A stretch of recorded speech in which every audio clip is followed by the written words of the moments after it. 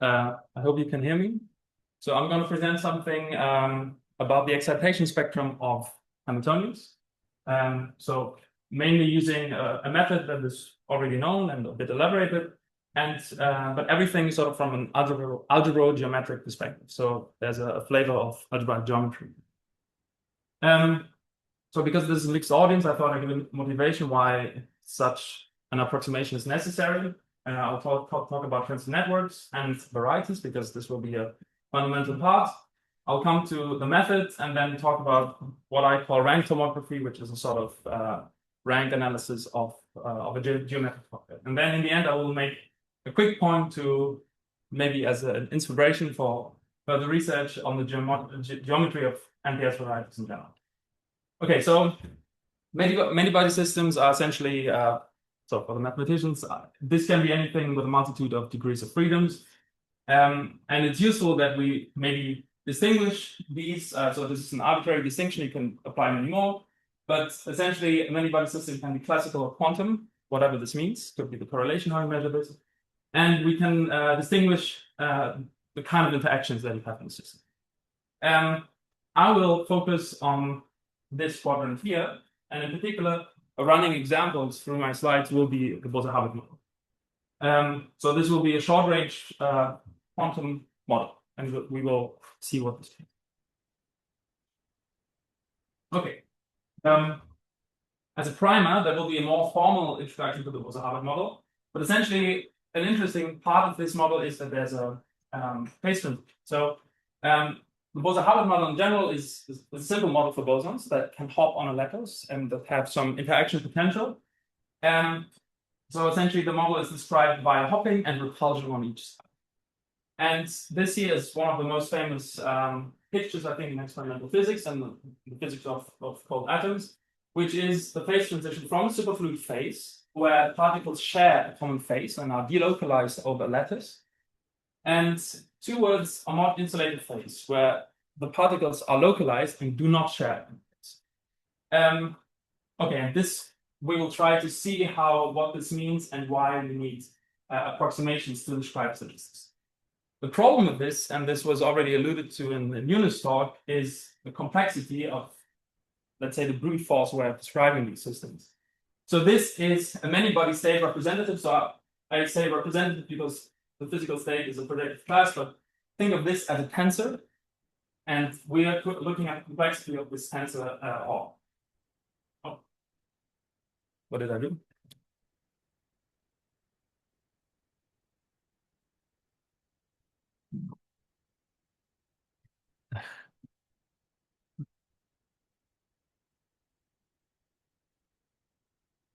Just full screening. Yeah. Oh, now it should work. Oh, now I gave things away. Okay. Okay, we were talking about complexity. So it's the complexity of this, and the number of coefficients in this tensor grows exponentially. We've seen this before. So exponentially in the size of the system, the number of the sides in the system.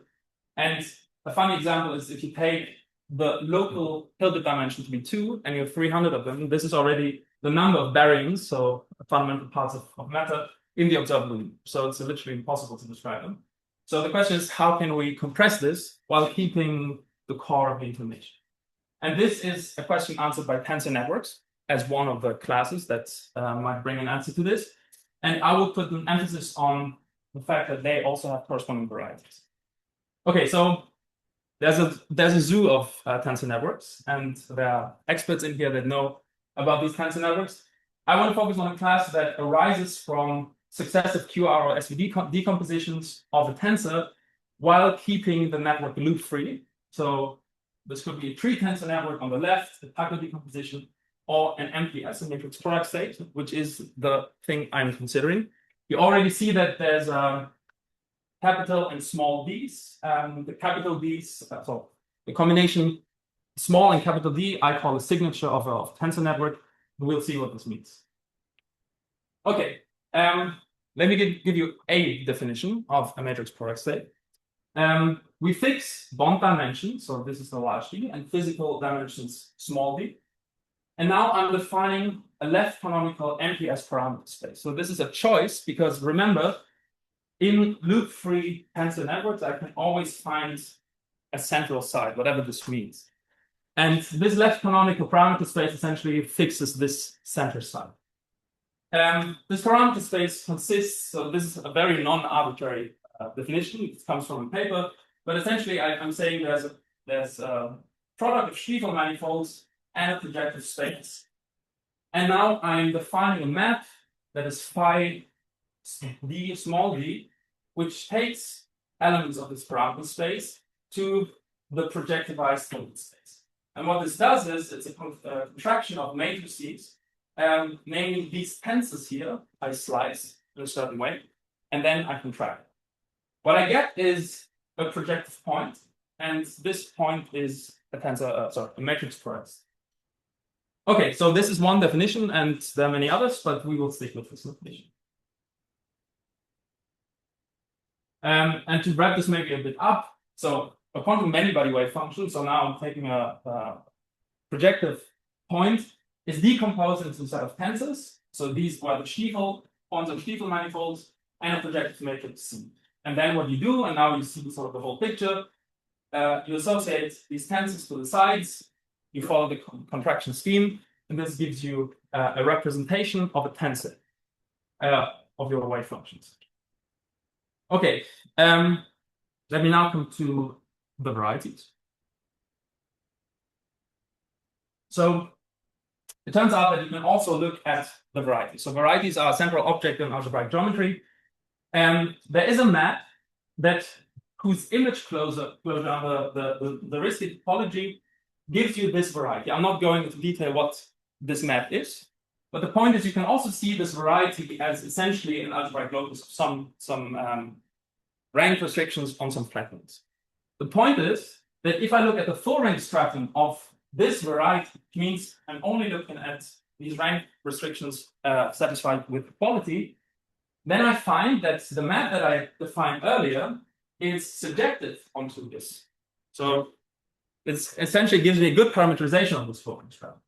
And one result is that it's actually smooth Zariski open subset of this other variety. That is good because if we have a smooth object, we can essentially see it as a variation manifold with additional algebraic information, because now it's defined as a variety. So we know this is further work, but we know the equations that cut out this variety. And we know that there is a version of this variety that is smooth. So perfect for a differential geometry kind of pickup. Okay, so this was the setting. Now we know what these varieties are, what sort of the spaces I'm applying this method to. Now I'm trying to find the excitation spectra, so energies above the ground state, using a linear MPS tangent space. And for Frank Castrati is, I think, one who pioneered this method, and I'm trying to add an algebraic flavor, and we'll see what this means. Okay, so one thing we need to understand in order to understand this linear MPS tangent space method is a concept that is, I think, goes back to the 1930s, which is called the time-dependent variational principle. And the question essentially that is answered by this is, what is the time evolution under Hamiltonian if I want to restrict the states to a variational space? Okay, and the idea is now that I replace the exact time derivative. So I omit here that this is sort of the right-hand side of the time-dependent Schrödinger equation, but Unicells and others also have shown what this is before. So we replace this exact time derivative by vectors in the tangent space of the full rank stratum of the variety. So now it's important that we establish that this is actually a smooth Zariski subset, open subset of some other of some variety. And now finding this vector is essentially the problem we are trying to solve with this norm. But we can equivalently solve this by minimizing the action that is encoded by this Lagrangian, so-called TDP Lagrange. And we solve the Euler Lagrange equations. And essentially what this boils down to is we know that the exact time derivative might leave the variational space that we want. And this means it goes into a much larger space that we do not want to explore in its entirety. So TDVP replaces this by the closest vector on the set that we can control. And this boils down to building the tangent space at a point. This will be the ground state. Then this is just an exemplary direction, but my exact time derivative could be a black vector like this. And the closest representative on my tangent space is this blue line. And now the residual, which is this orange vector, is the thing that we're minimizing by orthogonally projecting down to the tangent. By the way, this is the real cone of an actual signature. This is not a made-up thing. Okay. Now I will describe the method. First thing we need to do is we need to construct a tangent space. And for this, there's a subtlety, because on the tangent space, we only want to consider those directions that actually lead to a difference in the physical state I'm considering. So what I'm trying to avoid is that I'm picking a subspace that essentially just reparametrizes a wave function that I had before. So I want to remove this redundancy. This is called the gauge redundancy. And how do I do this? I pick the orthogonal complement of the differential of my map. So this is a non-trivial task, but it's the first step. If we have this space as H, then we can proceed. The next thing is I essentially just take the push forward of the spaces in my on my tangent space of the parameter space, and have now an element that lives in the tangent space again of my full range structure.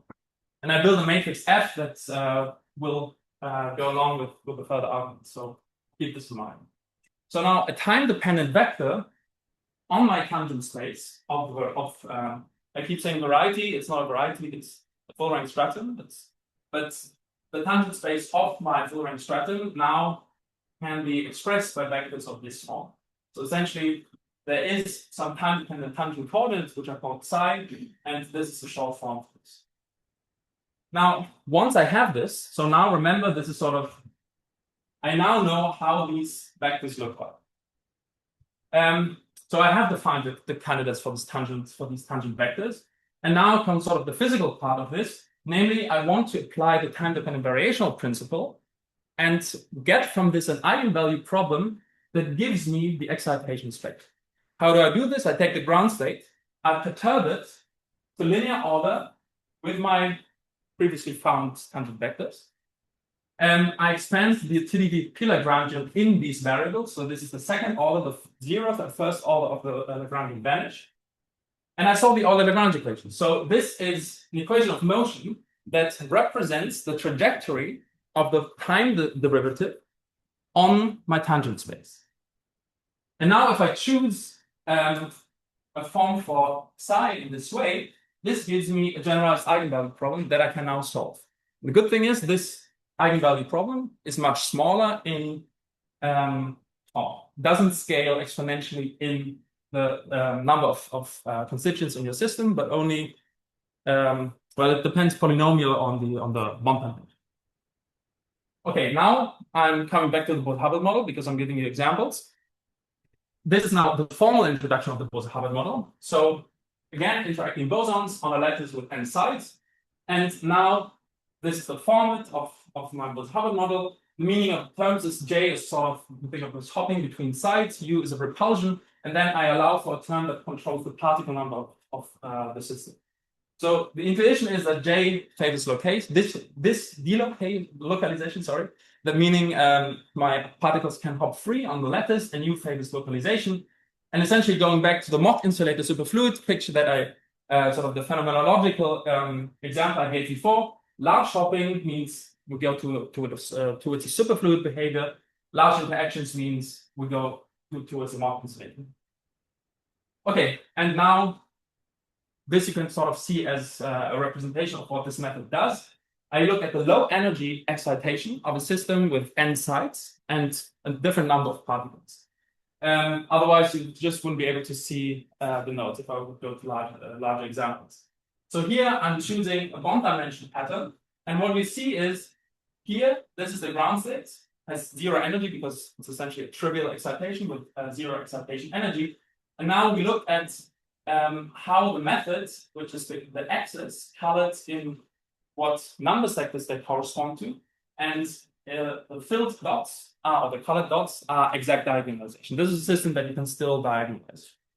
And what we see is that the low energy modes are captured well, and in particular, they can capture the change in the number of the ground states, particle number of the ground state at this point. So this is sort of also represented in this lower graph, where again we sweep over this hopping amplitude J, and we see how the energy in the different number sectors changes, and also how the correlation changes. So this is a genuine change of the ground states, and this method captures this. And we also see that if this is 10 particles, the lowest excitation will be just adding one particle. We see this is this mode essentially. Now, if the ground state changes to 11 particles, a one particle excitation will obviously lie in the 12 number set. And then you can see that it actually becomes much better, because in the particle number sector 10, this was like two particle excitation, a more complicated excitation, a more correlated excitation, and therefore not that well captured with a moderate one-dimensional. Okay, I think I'm going to skip this graph, but we can come to this later and talk about the rank tomography of this tangent space method. Because you could ask, why do we need this? The point is that, and this I explained earlier, we do not access the full Hilbert space, and this is by design, but only directions that we construct by choosing the bond dimension. So the rank tomography asks which particle number sectors are represented in the tangent space. So what can I actually represent? How many independent directions do I have available in a certain number sector? And then also, how is the bond dimension, which is sort of a numerical resource, distributed across particle segments? And this helps us to understand which sectors, number sectors, are well represented with the method. So essentially, it's a diagnostic tool that helps us to find out which sectors are well resolved by this approximation. So the parametric deficiency, which is sort of the first part, looks at the rank of this matrix F.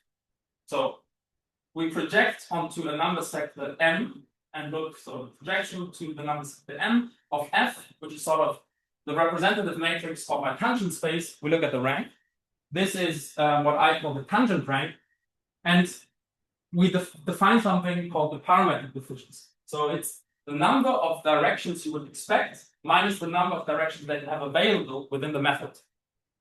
Okay, and this deficiency essentially now tells us if it's 0, then the tangent space I constructed actually spans the whole Hilbert space in this particular sector. Okay, but then we haven't gotten anything from the approximation. It's not an approximation by definition. But if I have a parametric deficiency, then some directions are inaccessible to the method, and by definition, we expect some problems in the approximation. The second part of rank tomography is particle result SCHMIDT rank. So this is not named after me, so for people not in quantum information, which is essentially before, so this parametric deficiency, we looked at the rank profile of the tangent space. Now I want to look at the rank profile of the ground state, which is an element in this full rank stratum. And we try to see if we can, just by looking at this point on the full rank stratum, if we can already know something about the quality of the reconstructed spectrum. So essentially, we take the state, this is my ground state, we define a cut. So this is a one-dimensional chain with the different sides on it, different particles. You define a cut. Now we have a bipartite system that is essentially the tensor product of these two Hilbert spaces. Now I can write for the specific cuts, this is a bipartite state. It goes over the different particles that I can have on the left side. So I can have different numbers of particles on the left side, depending on where I have had the cut. And now I can write this object as this nasty expression here. But the important point is there's a new matrix here. And now we want to look at the rank of this matrix. So essentially the information, the expressivity of the tangent method, just based on picking a point on the full rank stratum, is contained in this matrix here. And this is what I call the particle result SCHMIDT rank, because this looks at this matrix. And now we can define a block form of this. So essentially the matrix flattening of my ground state at position L can be written as the direct sum, so a block decomposition of these matrices here. And what we then find is that the bond dimension, so let's say the coarse graining of my approximation, actually has a fine resolution, which is exactly this particle resolved SCHMIDT ring. So you can sort of think of this as the bond dimension gives me a resource of approximation, but this resource is not homogeneously distributed across the number sectors that I want to express or reconstruct. So what this tells me is, yes, it depends, like my resource is split up into different number sectors. And this is what I have to take into account when I use this method.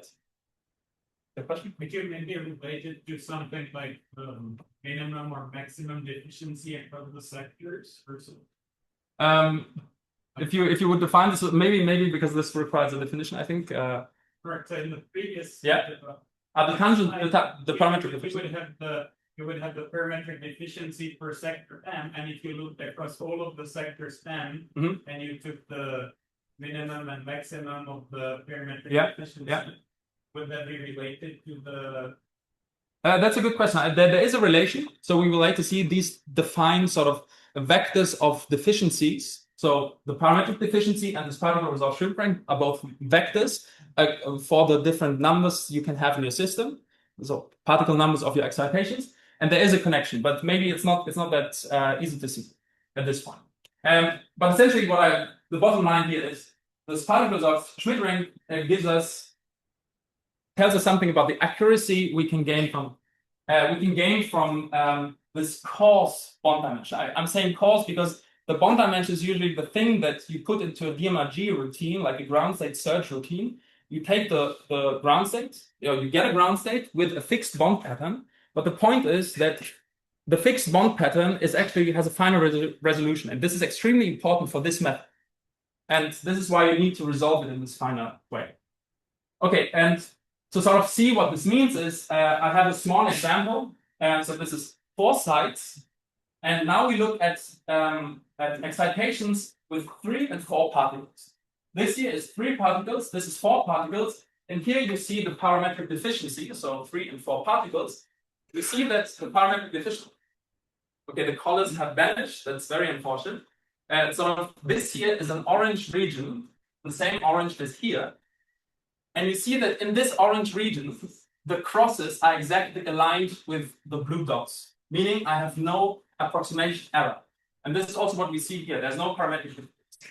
And then if we look at the particle, like an excitation with 4 particles, we see there's a huge parametric deficiency, and we see this immediately. There's actually modes missing. So this is a very important tool to gauge the lucidity of this tangent. Okay, because I'm almost running out of time, I want to go to something that's actually close to my heart. A very nice project I did in Leipzig, which is essentially a geometric investigation of these MPS varieties, or tensor train varieties, as they are called in the mathematical community. So essentially you can ask, okay, this method sort of takes the geometry of this variational space and the tangent space, and it's possible to extract excitation, or at least get approximations. But now you can ask the question, can we gain physical benefits for approximations or whatever from other geometric invariants? And one fundamental geometric invariant in algebraic geometry is the degree of its variety. So we can ask, so the degree of a variety, to recap this, this is the number of intersections of a generic linear subspace with complementary dimension, the number of intersections. So this is up to multiplicity.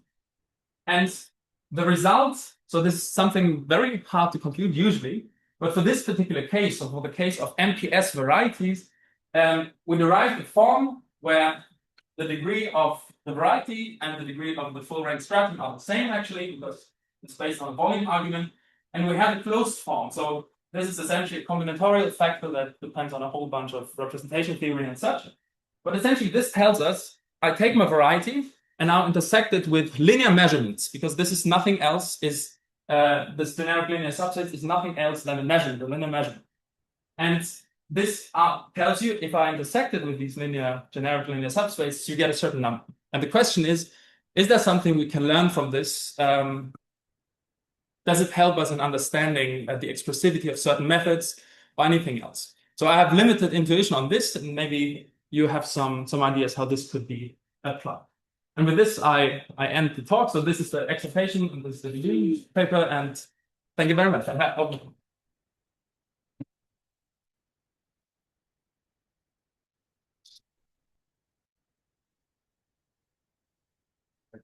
Yes, thanks for a very interesting talk, but I got lost a bit at some point.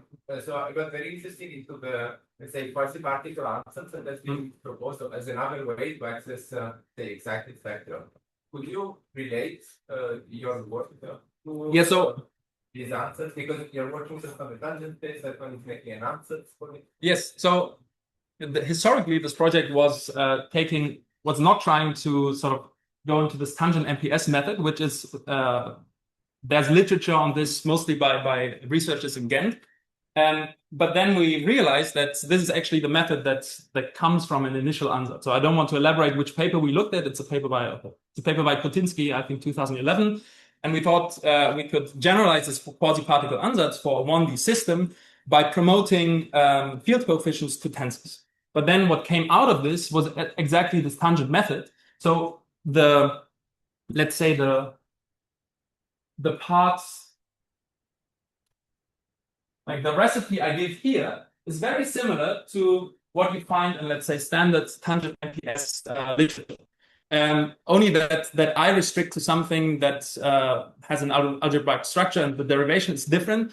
But in principle, it's the same idea. You use TDVP to linearize excitation. So you say that in, let's say, quasi-particle MPS answers, you are building something starting from the ground state and then in the local perturbation. Yeah, exactly. Instead, there's something more general.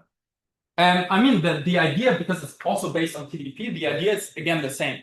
But using like the variational space that you use now is the full-rank stratum of a variety, and this allows to make these rank tomography aspects, which sort of allow you to use the rank of your variety or the full-rank stratum of it to gauge the expressivity of this method, of the approximation.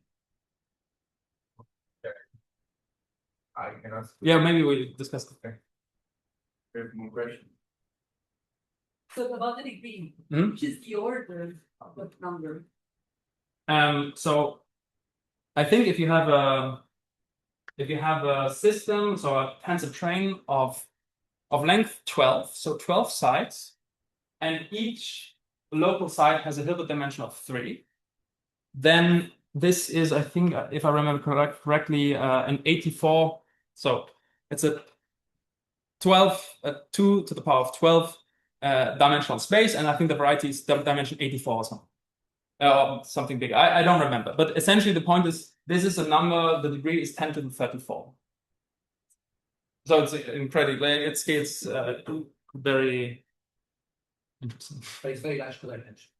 Yes, the codimension. But I mean, from codimensional aspects, you cannot really gauge the degree immediately, but it gives you a notion of it. Yeah. Yeah. So what would change in your study if you take it and use it in the condition? Because there, of course, you have additional quantum level in the matter. Yeah.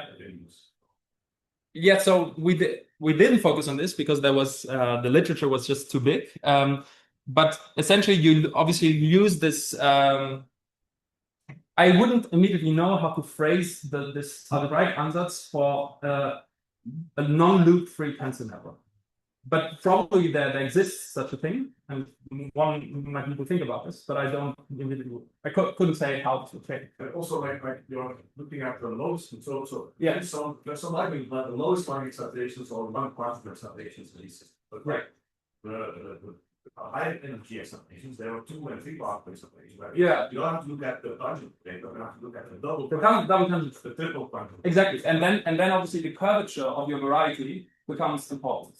This is exactly like here I'm using a linear, so I'm using up to linear order, but then obviously if you would go further, then you would get other terms in your Lagrangian that would introduce a coupling, essentially like let's say psi2, like a different vector for the double tangent space. And the problem now is that you cannot take an easy time-dependent ansatz as this thing here.